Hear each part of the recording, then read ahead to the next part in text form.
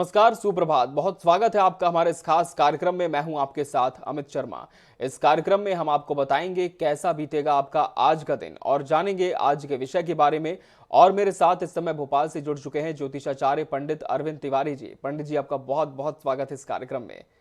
तो चलिए इस कार्यक्रम की शुरुआत करते हैं।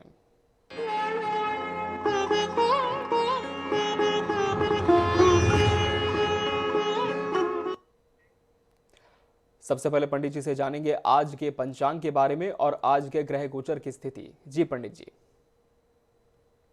बिल्कुल। INH 24/7 के सभी दर्शक या जो भी दर्शक हमको विभिन्न प्लेटफॉर्म पे देख पा रहे हैं, उन सभी को मेरा बहुत बहुत नमस्कार। और हम शुरुआत करते हैं आज के पंचांग को लेकर। तो आज का पंचांग और ग्रह गोचर कुछ इस प्रकार से बनती है। 18 अप्रैल 2022 दिन सोमवार, वैशाख का महीना शुरू हो गया है। वैशाख मास के कृष्ण पक्ष की आज द्वितीया तिथि है। आज विक्रम संवत 2079 चल रहा है, शक संवत 1944 है। इस समय आज सुबह का जो राहु काल रहेगा वो 7:30 से 9 बजे के बीच में रहेगा।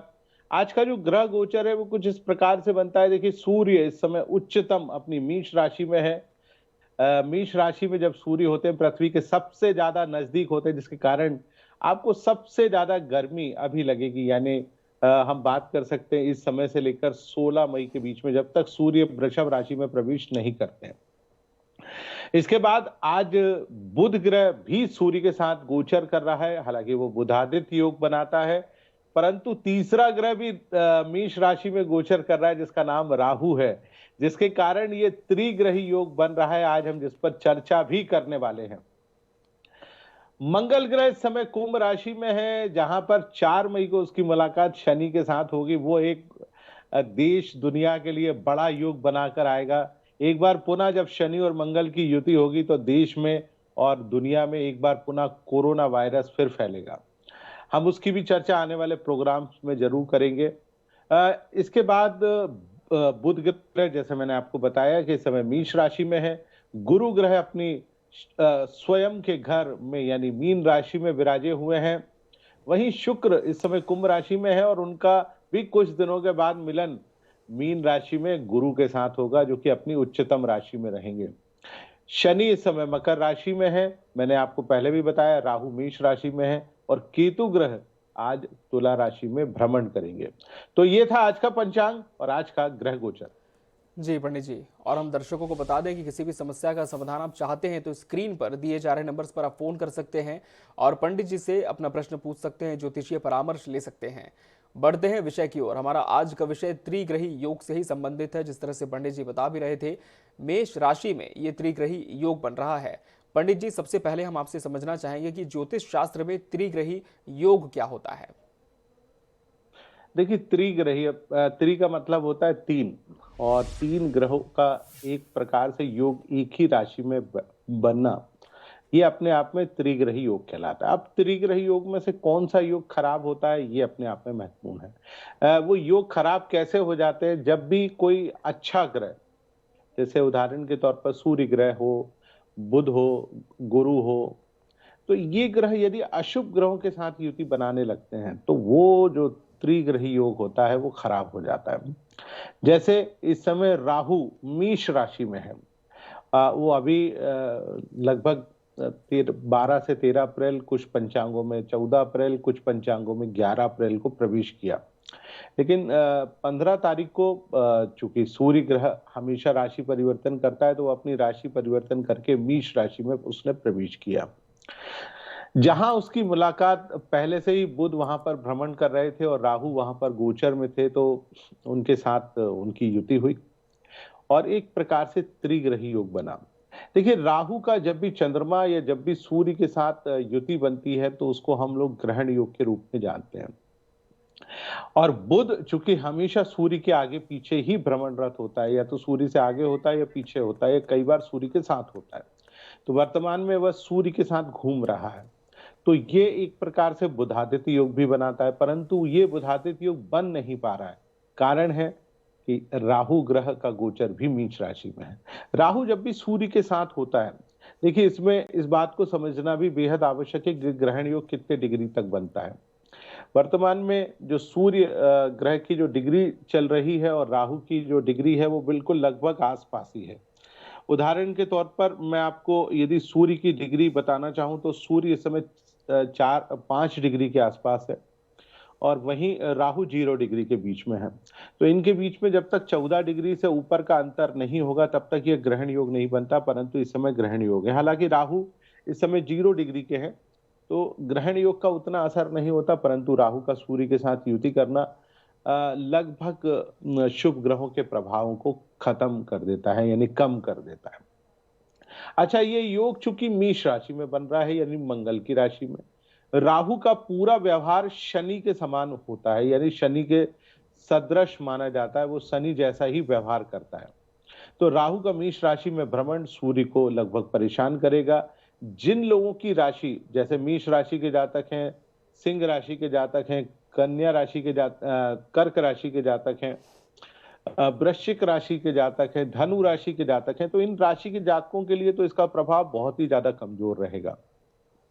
अब बात करते हैं कि इसका प्रभाव पूरी दुनिया पे कैसा पड़ने बिल्कुल वाला है। जी पंडित जी, इस देखिए, पर भी हम बात करेंगे। इस वक्त एक दर्शक हमारे साथ जुड़ चुके हैं उत्तर प्रदेश से, विजय।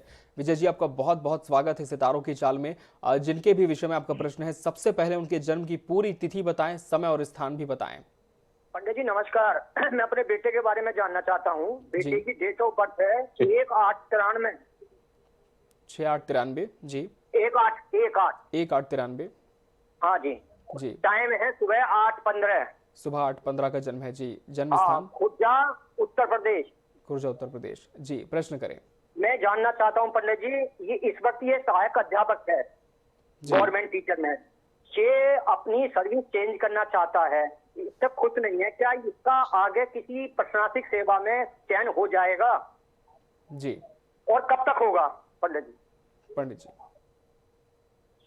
चलिए, आपके बेटे के ऊपर जो इस समय दशा चल रही है वो राहु में शनि का प्रत्यांतर है, जो 1 सितंबर 2020 से प्रारंभ हुई है और 8 जुलाई 2023 तक चलेगी। आपने कहा कि आपका बेटा सहायक प्राध्यापक है, सिंह लग्न और धनु राशि के जातक हैं।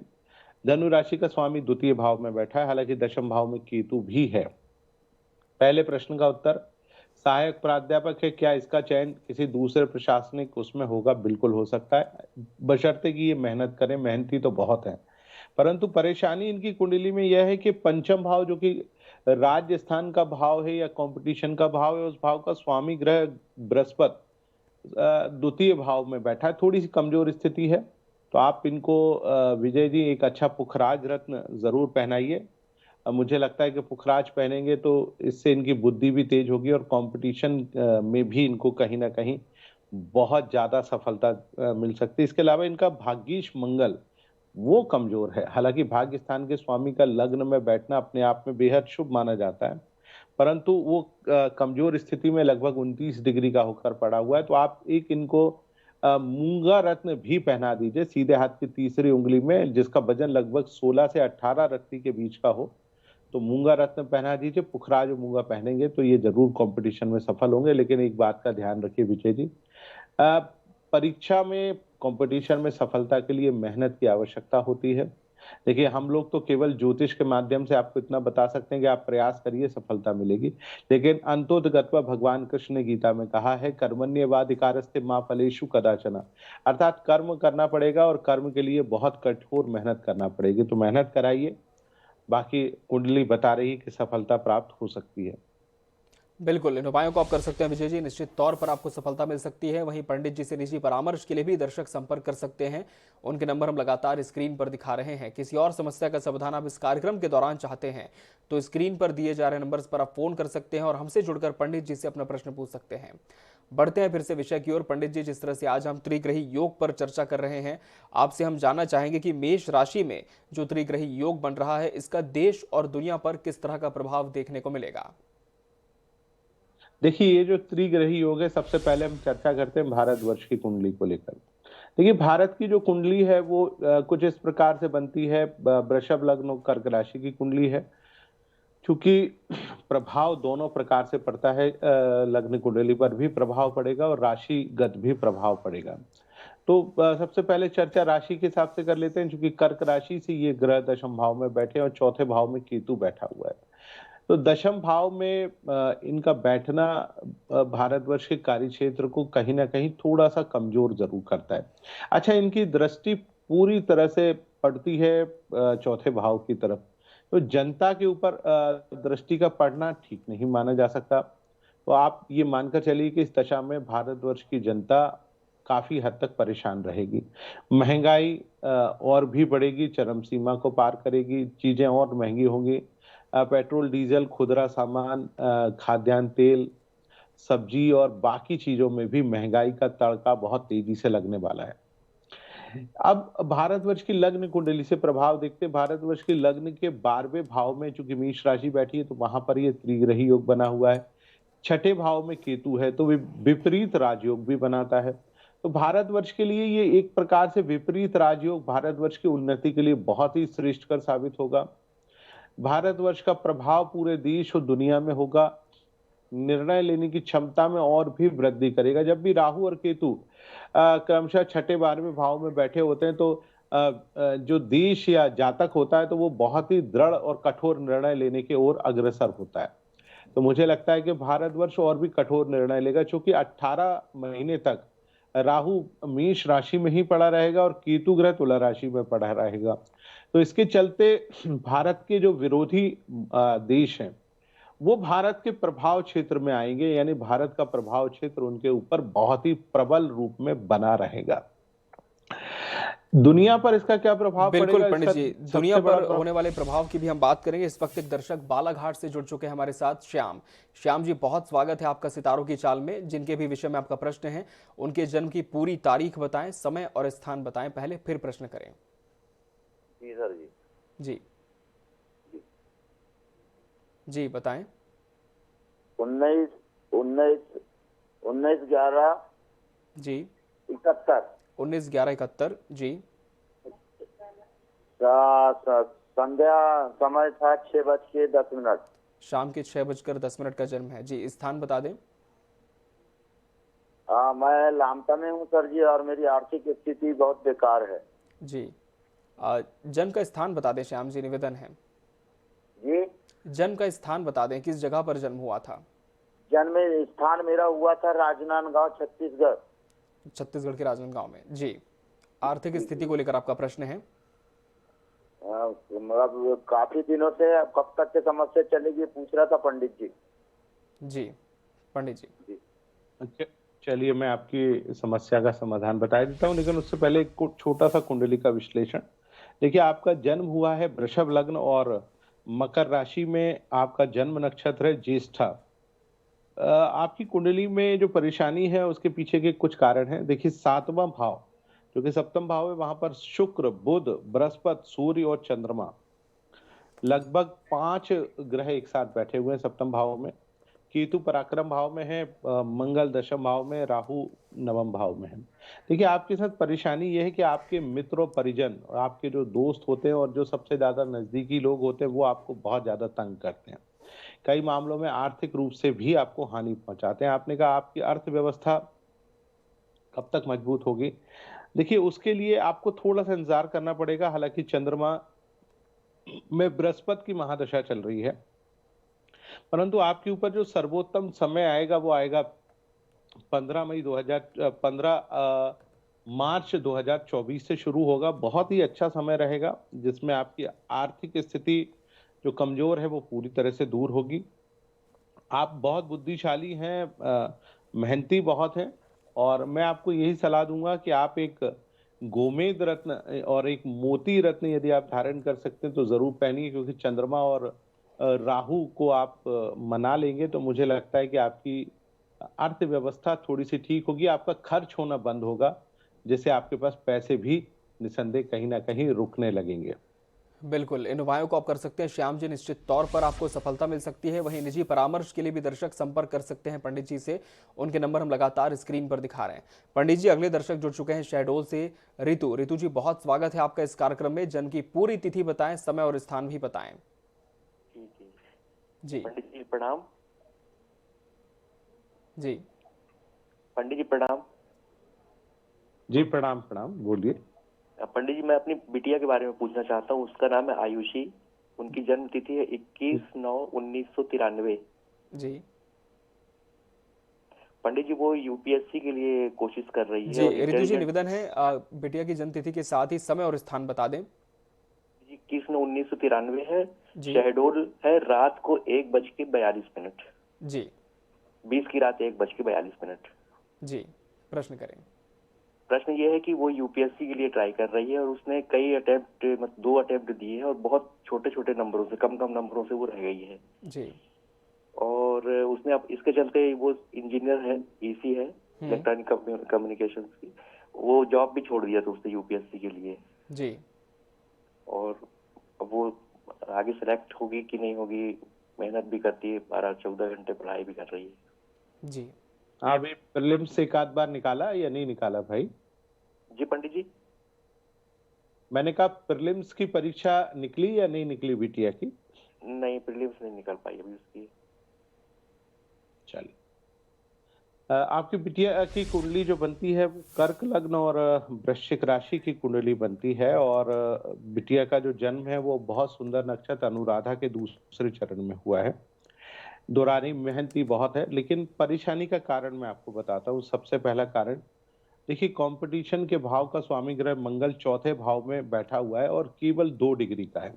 दूसरा, भाग्य स्थान का स्वामी ग्रह बृहस्पति पराक्रम भाव में बैठा हुआ है सूर्य और बुध के साथ, ये भी कमजोर है, लगभग 25 डिग्री का है। और तीसरा और सबसे बड़ा कारण, बिटिया के ऊपर इस समय केतु की महादशा चल रही है और ये महादशा चलेगी 2028 तक। ये प्रारंभ हुई है पिछले साल 7 मार्च 2021 से।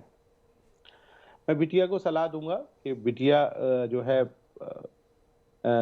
यूपीएससी के बजाय किसी और कंपटीशन की ओर आगे बढ़े। मुझे लगता है रितु जी उसमें जरूर सफलता मिलेगी। फिर भी मैं सफलता के लिए 2 उपाय जरूर बता दूंगा। बिटिया को एक मूंगा और एक मोती जरूर पहनना चाहिए, क्योंकि चंद्रमा नीच का है यानी वृश्चिक राशि का है, जो कंसंट्रेशन की बहुत सीवियर प्रॉब्लम देता है।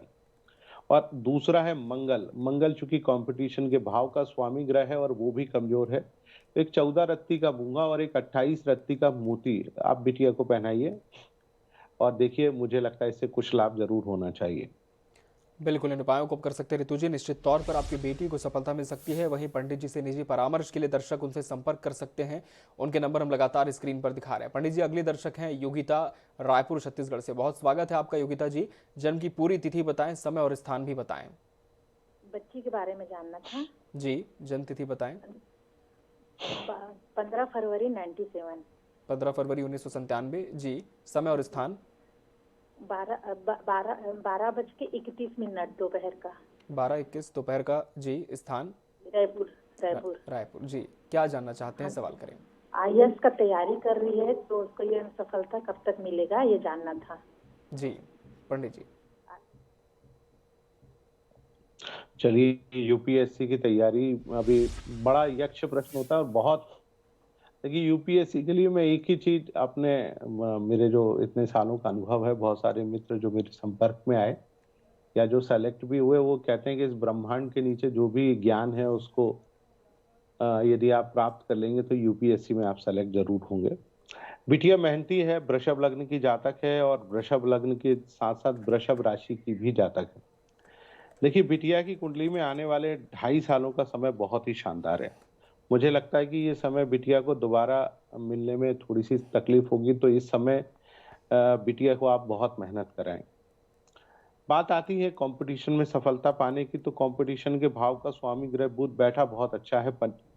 लगभग वो बैठा है भाग्य स्थान में, तो पंचम भाव का स्वामी यदि भाग्य स्थान में बैठे तो जातक को सफलता अवश्य प्राप्त होती है। और दूसरा, कर्मीश और आय भाव का कर्मेश और भाग्येश जो है वो भी एकादश भाव में बैठा है, तो बिटिया बहुत प्रयास करेगी तो सफल जरूर होगी।